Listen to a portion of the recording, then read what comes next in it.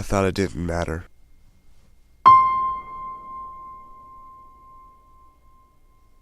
Christians don't have to be so uptight all the time.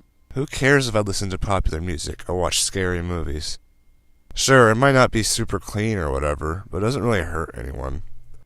My friends aren't always the most Christian, but it's nice to fit in with everyone else.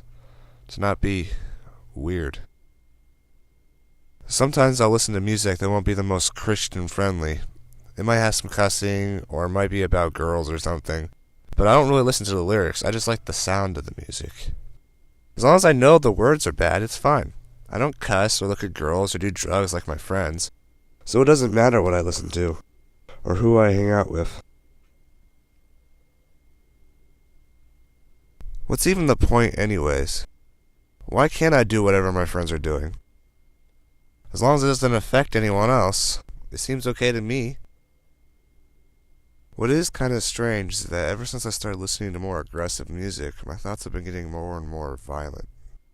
And I used to think about girls sometimes before, but now it's like sex is on my mind all the time. But that can't be bad. Why would God make something that's so natural wrong? I'm a good person. I would never do anything to harm somebody.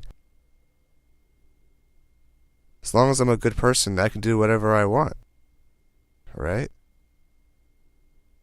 It does matter.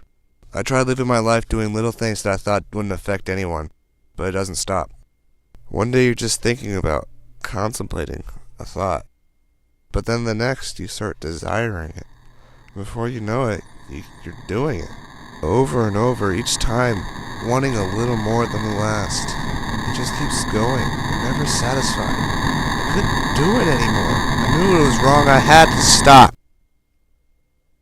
It was time to listen to the Word, to stop rejecting God, to leave behind my pride, my desires, to follow His ways, to not conform to the wills of others, but to be transformed by the renewal of my mind, to no longer be deceived by man, but to trust in the Lord and not my own understanding, to acknowledge Him in all my ways, to fear Him and turn away from evil, for it will heal my body and refresh my bones. No longer should I dwell on the things of this world, but instead on whatever is true, whatever is noble, whatever is right, whatever is pure, whatever is lovely, whatever is admirable, anything that is excellent or worthy of praise. As Galatians 6 says, do not be deceived. God cannot be mocked. Whatever a man sows, he will reap in return. The one who sows to please his flesh, from the flesh will reap destruction. But the one who sows to please the Spirit, from the Spirit will reap eternal life. What is influencing your life, and does it honor God?